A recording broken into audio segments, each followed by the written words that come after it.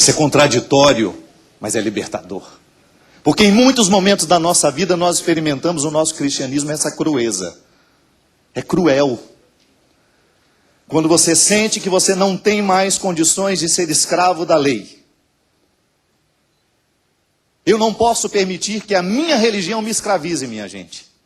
Eu não posso permitir e eu não posso admitir que o meu cristianismo se torne uma espécie de paganismo atualizado, sacralizado pelos dias de hoje. Cristianismo paganizado. Hoje nós vivemos no Brasil, e vocês sabem muito bem disso, um legalismo religioso que está desconsiderando a dignidade humana, que está desconsiderando o respeito ao outro. Essa guerra santa não tem nada de santa. Por quê? Porque nos falta liberdade diante da própria liberdade que recebemos. Se tem uma ação de Deus que não para na nossa vida, minha gente, é libertar a nossa liberdade. Não basta você receber o dom de ser livre, você precisa, com o auxílio da graça, viver constantemente a libertação dessa liberdade, que consiste justamente em você ser livre diante de tudo aquilo que é religioso, para ser capaz de identificar o que realmente vale a pena nisso tudo. Tenho muito medo, sabe? Tenho visto, tenho presenciado em muitos lugares, em muitas comunidades, esse cristianismo sendo nivelado por baixo. O cristianismo sendo reduzido a medalhinhas. A teologia sendo substituída por devoções vazias.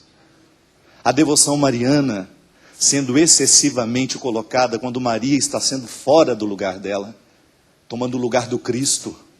Isso não é cristianismo.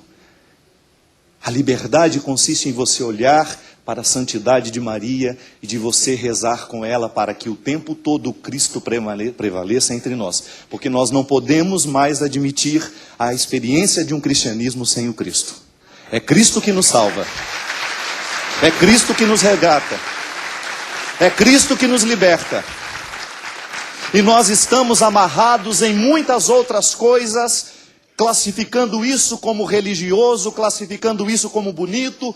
Não. Nós precisamos retomar a seriedade dessa palavra. São Paulo não brinca com a comunidade. São Paulo não está falando com meios termos. É Cristo que nos salva. É Cristo que nos salva. E é em torno dele que nós precisamos organizar a nossa vida, organizar a nossa comunidade, organizar a nossa experiência pessoal de ser quem somos e fazer com que cada vez mais a nossa experiência cristã seja, antes de qualquer coisa, uma mudança de mentalidade. Cristo não vai nos salvar usando uma camiseta. A camiseta não é garantia de salvação. O hábito religioso não é garantia de salvação. A mitra não é garantia de salvação. O hábito da freira não é garantia de salvação. Mas sim, a libertação que Ele está realizando no nosso coração e que nós permitimos através de tudo aquilo que é ritual dentro da igreja. O rito, ele também pode ser morto, se lá nós entramos morto e saímos morto.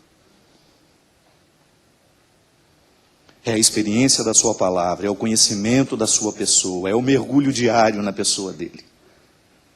Descobrir quem é Jesus, conhecê-lo diariamente, para que ele venha nos dar essa liberdade.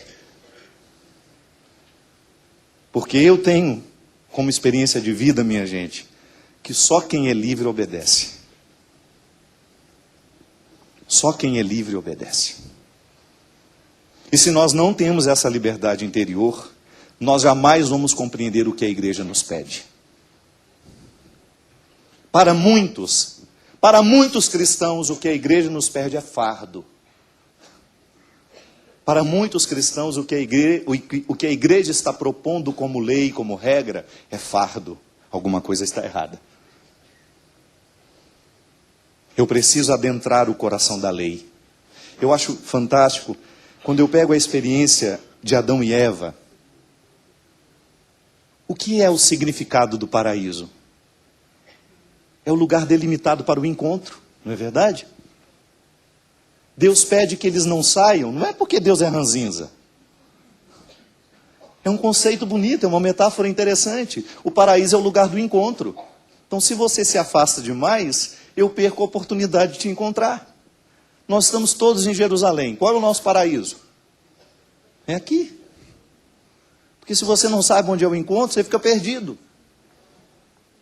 O limite é positivo, não é? Faz parte da maturidade humana entender que o limite é positivo. Uma mãe que não estabelece limites para o filho, ela não ama. Eu gosto sempre de dizer isso. Quando eu estou na minha heteronomia, na minha anomia, quando eu não sou capaz de decidir por mim mesmo, é direito meu que alguém decida por mim. É direito. Os filhos não podem ser negados desse direito. Eu não posso expor uma criança que ainda não é capaz de decidir com retidão, que decida. É um crime um pai dar a uma criança de 7, 8 anos a possibilidade de decidir aquilo que ela ainda não está capacitada para decidir. A autoridade, ela é sempre amorosa.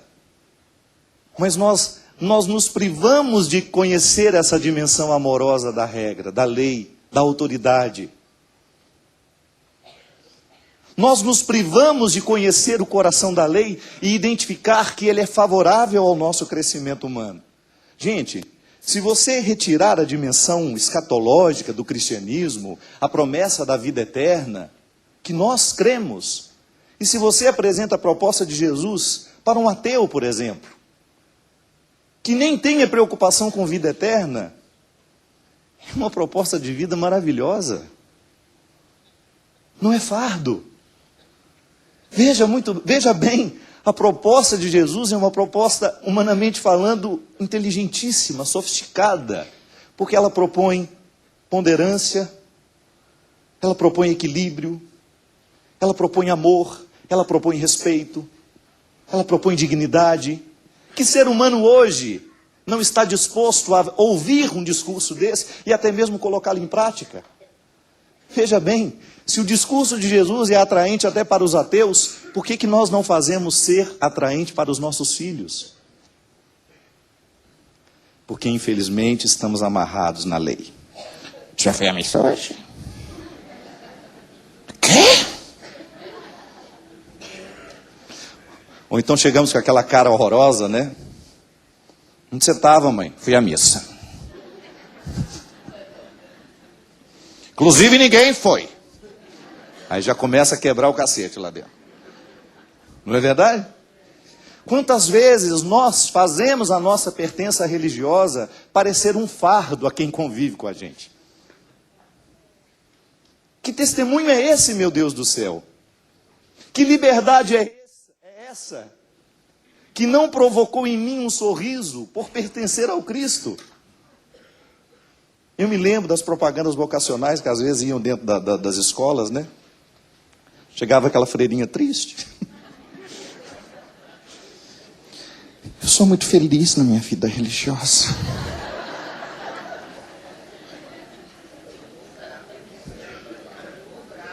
Ou bravo. É você que vai dar testemunho. Antes de você abrir a palavra, antes de você dizer ao outro qualquer coisa sobre Jesus, as pessoas estão percebendo como você é. Essa é a primeira comunicação que nós exercemos no mundo, minha gente. Essa é a primeira comunicação que nós exercemos.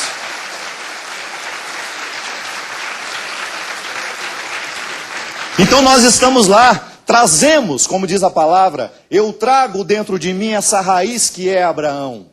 Mas eu não trago o equívoco de tentar matar o próprio filho. Porque esse equívoco já foi superado pela lei. A nova lei que Jesus me apresenta.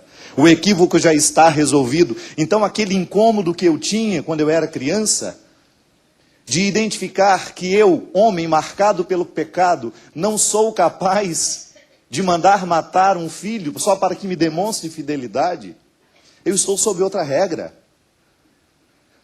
E essa palavra de Jesus que chega na nossa vida é justamente para provocar em nós essa liberdade de você ser capaz de obedecer o que lhe pede, mas com alegria, porque você conhece o coração da regra. Você sabe que tudo aquilo que Deus lhe pede, que tudo aquilo que Deus lhe solicita, não tem outra finalidade senão lhe promover como pessoa. É dignidade. Fico vendo o que a droga tem feito hoje com os nossos jovens? Eles são livres? Não. Outro dia mesmo, um noticiário da manhã no Brasil, há alguns anos atrás, mostrando os jovens todos caídos no centro antigo de São Paulo, e o repórter, emocionado com aquilo que estava vendo, ele disse, e você sabe o que me deixa assustado? Ele dizia ao repórter que estava ao vivo, fazendo a bancada do jornal, é que eles se acham livres. Inverteram, minha gente. O conceito de liberdade está deturpado nos dias de hoje. Fazer o que se quer, não. É fazer o que convém à liberdade. Liberdade não é fazer o que se quer, é fazer o que convém. Requer muita liberdade interior você ser capaz de tomar uma decisão que seja favorável a você. Só tomar como exemplo os viciados, os que estão privados de serem livres, os que estão privados de tomarem uma decisão saudável na vida. Os que estão amarrados no álcool, que estão amarrados na cocaína, os que estão amarrados na traição, na prostituição socializada, na pornografia, em tudo aquilo que é diabólico nos dias de hoje, que está minando a dignidade humana, não são livres mais. Aí precisa de terapia para ver se arruma um jeito de retomar essa liberdade. Tá certo? Eu acredito que a terapia é um instrumental favorável ao humano, é conhecimento científico, a psicologia é um conhecimento científico que nos ajuda, um bom psicólogo, um bom terapeuta, honesto, bom, de preferência que tenha valores, que seja capaz de olhar para o humano como um projeto com seriedade, sim, mas você não faz ideia do que esta terapia pode provocar na nossa vida.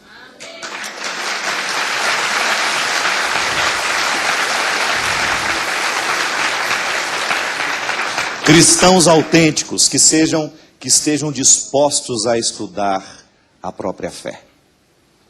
Que estejam dispostos a mergulhar no conhecimento desta nova lei, para que a gente não continue escravizado. É lamentável, mas na tentativa de encontrarem uma espiritualidade, muitos de nós só encontram a religião. É lamentável. Tem muita gente que só tem religião, não tem espiritualidade alguma, porque ainda está amarrado lá no sacrifício de Isaac. Ainda está cumprindo preceitos até o dia de hoje, sem descobrir o valor do preceito. Ainda está com o coração amarrado lá na lâmina de Abraão. Ainda não deu o passo. Gente, é a ação do Espírito em nós. E eu acredito que tem que ser. A cada Pentecostes nós temos que sentir que nós demos passo na direção dessa liberdade que o Novo Testamento representa. Mergulhe no mistério do seu cristianismo. Vá fazer um curso bíblico de vez em quando. Vá se empenhar em ter o conhecimento da palavra. Vá se empenhar em fazer até mesmo, quem sabe, um curso de teologia. De vez em quando vai lá, vamos ter um curso sobre Mariologia. Eu dizia, gente, eu sou mariano, não me interpretem mal, mas tenho medo que em muitos lugares a devoção a Maria está substituindo a nossa vida cristã.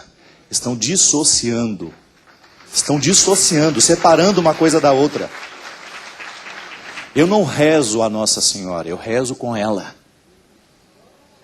Teologia mora nas preposições.